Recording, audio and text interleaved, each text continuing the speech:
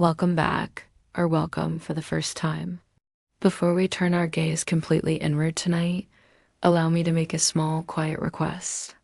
If this voice has ever felt like a companion in the quiet, please subscribe to this channel. Think of it not as an obligation, but as an act of curation. You are building a library for your future self, for the nights when the solitude feels too vast. Now let that thought dissolve. Your work here is done. Your only task now is to follow the sound of my voice.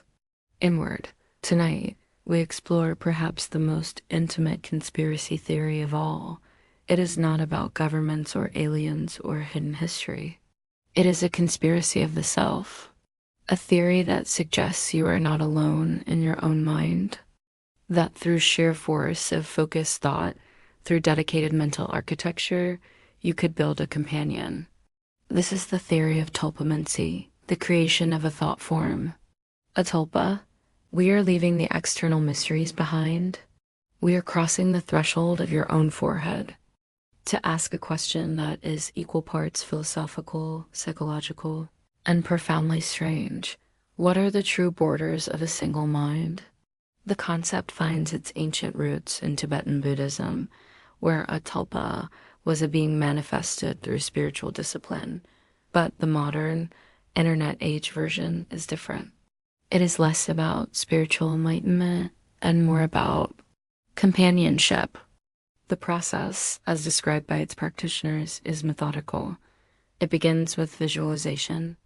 You imagine a person, their form, their voice, their personality traits. You build them detail by mental detail. Then you begin to speak to them. Not just of them, but to them. You give them your focused attention daily. You ask them questions and you wait patiently for a response that does not feel like it came from you. The goal is autonomy, for the thought form to develop its own will, its own opinions, its own voice, to become, in essence, a secret roommate in the apartment of your consciousness.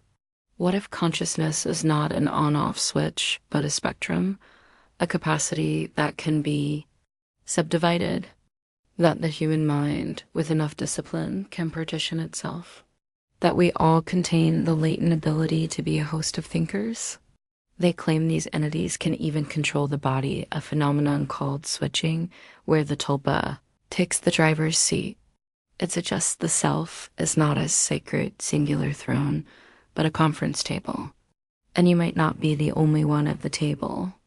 This leads us down the darker corridor of the theory. The question of agency and ethics.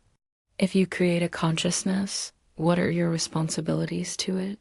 Is it ethical to dissolve a tulpa if you grow tired? Think of the voices in your own head. Not as hallucinations, but as tones. The anxious voice. The critical voice. This isn't necessarily about creating a new entity. It might be about recognizing the old ones.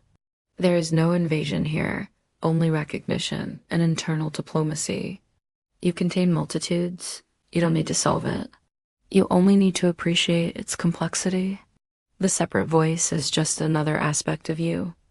You are already the most complete conversation happening in the quiet of the night. Let that wholeness cradle you into sleep. Good night.